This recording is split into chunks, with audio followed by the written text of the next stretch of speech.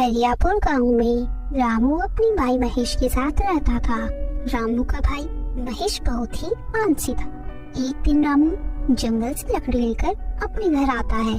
अरे महेश, तुम अभी तक सो रहे हो? खाना नहीं बनाना क्या? मुझे बहुत जोर से भूख लग रही है। अरे यार भैया, मेरे सर में बहुत दर्द है, उठकर रसोई तक जाने की शक्ति नहीं है, फिर मैं खाना कैसे बनाऊंगा भैया? चलो कोई बात नहीं, तुम आराम करो, मैं ही मटर की सब्जी और रोटी बना दूंगा। फिर रामू वहाँ से चला जाता है तो उसका भाई महेश अपने मन में सोचता है, अरे आज फिर से ये मटर खाने पड़ेंगे, बहुत परेशान कर दिया है भैया ने। फिर शाम होते ही सुनो भाई महेश, अब तुम्हारी तबीयत कैसी है? कुछ सही नहीं है भैया, पहले सर दर्द हो रहा था, अब पूरा शरीर दर्द हो रहा है। पूरे दिन काम करके मैं बहुत थक गया हूँ और बाजार से जो सामान लाना था वो भी मैं ले आया और अब मैंने बर्तन नल के नीचे रख दिए हैं, तो तुम अगर उन्हें धो दो तो थोड़ी मेरी मदद हो जाए। नहीं भैया, अभी मेरे ये सब बस का नहीं है। अगर मैं बर्तन धोया तो अभी तो मेरा शरीर दर्द हो रहा है, और बर्तन धोने के बाद अगर मुझे बुखार हो गया तो आपके फालतू ही दवाई में पैसे खर्च होंगे। फिर बेचारा रामू भी बर्तन धोने चला जाता है। फिर अगले दिन सुबह महेश अपने नाटक शुरू कर देता है। हे भगवान, मेरे तो हाथ में बहुत तेज दर्द हो रहा है, हे प्रभु बचा लो मुझे, मैं कहीं मर ना जाऊं। सुनो भाई महेश, आज मैं काम से शहर जा रहा हूँ, दिन में खाने के समय नहीं लौट पाऊंगा और मैंने तुम्हारे लिए आलू की सब्जी बना दी है, तो तुम उठकर खा लेना। इतना बोलकर रामू वहाँ से चला जाता है। क्या रोज वही आलू मटर की सब्जी खिलाते हैं, आज इनको शहर जाने दूं, मैं मेरे लिए तो कुछ छोटा बनाकर खाऊंगा। रामू शहर की तरफ जा रहा था तो रास्ते में उसे काकी मिलती है। अरे भाई रामू, कहाँ जा रहे हो आज तुम? अरे काकी, कहाँ जाऊंगा मैं तो बस शहर जा रहा हूँ अच्छे चावल लेने के लिए। अरे बेटा, तुम इतनी धूप में इतनी दूर शहर जा रहे हो? ऐसा करो, शाम को मेरे घर आना, मैं तुम्हें चावल दे दूंगी। और हाँ, आज शाम को मेरे पोते का जन्मदिन है, तो तुम अपने घर खाना मत बनाना और अपने छोटे भाई महेश को भी अपने साथ लेकर आना। आज तुम्हारा खाना मेरे घर पर ही है, समय से आ जाना, ठीक है? चलो मैं अब चलती हूँ। ठीक है काकी, तो फिर मैं अपने घर चलता हूँ। मैं फिर शाम को आपसे चावल ले लूंगा और शाम को छोटे भाई को लेकर खाना खाने भी आ जाऊंगा। उधर दूसरी तरफ रामू का भाई अपने लिए कोई स्वादिष्ट सब्जी बना रहा था। वाह, कितनी अच्छी खुशबू आ रही है, मेरे तो अभी ही मुंह में पानी आ रहा है। मैं तो परेशान हो गया था रोज रोज ये आलू मटर खाकर, आज ये सब खाकर मेरी आत्मा को शांति मिलेगी। और उधर रामू अपने घर के बाहर आता है तो उसे खुशबू आती है। अरे, ये स्वादिष्ट भोजन की खुशबू मेरे घर से आ रही है, लेकिन ऐसा कैसे हो सकता है? मेरे भाई महेश का तो हाथ बहुत तेज दर्द हो रहा था। फिर रामू खिड़की में जाकर सब देख लेता है।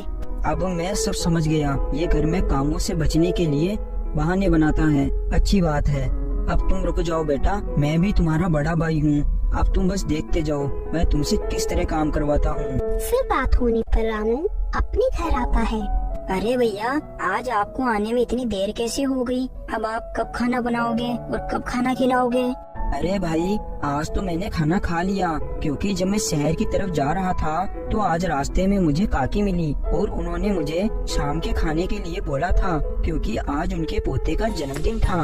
और तुम्हें पता है, वहाँ खाने में रसमलाई, पनीर, जलेबी, समोसे, कचौरी, नान, रोटी, ये सब खाकर मुझे बहुत मजा आ गया। काफी दिनों बाद मैंने ऐसा खाना खाया, इसलिए मेरा पेट तो फुल भरा है। क्या भैया, इतनी सारी चीजें थी, कचौरी, समोसे, पनीर की सब्जी, जलेबी, तो आप ये सब मेरे लिए क्यों नहीं लेकर आए?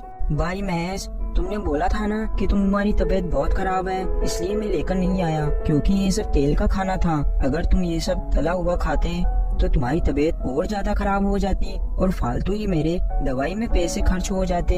मैं आज अच्छे चावल लेकर आया हूँ, तो तुम उन्हें उबालकर खा लो और अब मैं सोने चलता हूँ, क्योंकि इतना अच्छा खाना खाकर मुझे बहुत नींद आ रही है। हे राम, मैंने ये क्या कर लिया? मेरे हाथ से जलेबी, रसमलाई, नान, रोटी ये सब चले गए। मैंने तो खुद ही मेरे पैर पर कुल्हाड़ी मार ली। अब मुझे ये बकवास चावल उबालकर खाने होंगे। फिर अगले दिन सुबह सुनो भैया, सुबह हो गई है, आप मेरे लिए चाय बना दो। अब से मैं कोई चाय नहीं पीनी। आज से हम दोनों रोज करेले का जूस पियेंगे। उससे हमारा स्वास्थ्य अच्छा रहेगा, हम तंदुरुस्त रहेंगे और हम कभी बीमार नहीं पड़ेंगे। अरे अरे भैया, आप ये क्या बोल रहे हो? मैं तो करेले का जूस नहीं पीऊंगा। अरे ऐसे कैसे नहीं पियोगे तुम?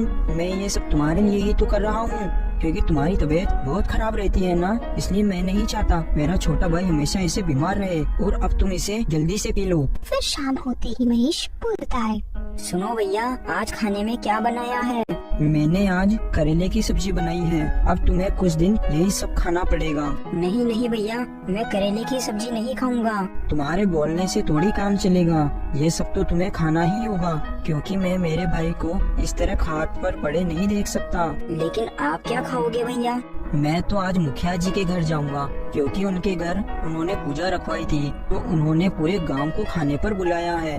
और मैं सोच रहा था कि तुम्हें भी अपने साथ लेकर चलूं, पर तुम्हारी तबीयत बहुत ज्यादा खराब रहती है, इसलिए तुम यही सब खाओ और अपना ध्यान रखो। फिर रामू वहाँ से चला जाता है और महेश अपने मन में सोचता है, मैं ये सड़े से करेले की सब्जी खाऊं और भैया स्वादिष्ट खाना खाएंगे? ऐसा नहीं हो सकता। मैं अभी खुद के लिए अच्छा सा खाना बनाऊंगा और अच्छे से खाऊंगा। फिर महेश रसोई में जाता है। अरे ये क्या हो गया? यहाँ तो कुछ भी नहीं है, एक भी सब्जी नहीं पड़ी। हे भगवान, क्या होगा मेरा? फिर थोड़ी देर बाद रामू अपने घर आता है। क्या हुआ महेश, तुमने करेले की सब्जी खा ली?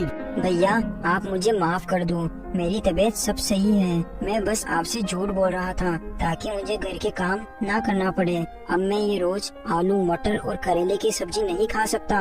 अब आई ना तुम्हारी अक्ल ठिकाने। तुम मुझसे अपने घर का सारा काम करवा रहे थे, तुम ये भूल गए थे कि मैं तुम्हारा बड़ा भाई हूँ। भैया अब आप मुझे माफ कर दो, अब मैं कभी ऐसा नहीं करूँगा। अब से मैं घर के सारे काम भी कर लूँगा। और तुम ये मत सोचो कि मुझे कुछ नहीं पता था, मुझे सब पता था कि तुम ये सब काम के डर से ही ये सब नाटक कर रहे थे। क्या भैया, आप सच में सब कुछ जानते थे? लेकिन कैसे? आपको ये सब कैसे पता चला कि मैं नाटक कर रहा हूँ? हाँ हाँ, मुझे सब पता था कि तुमने उस दिन स्वादिष्ट खाना बनाया था।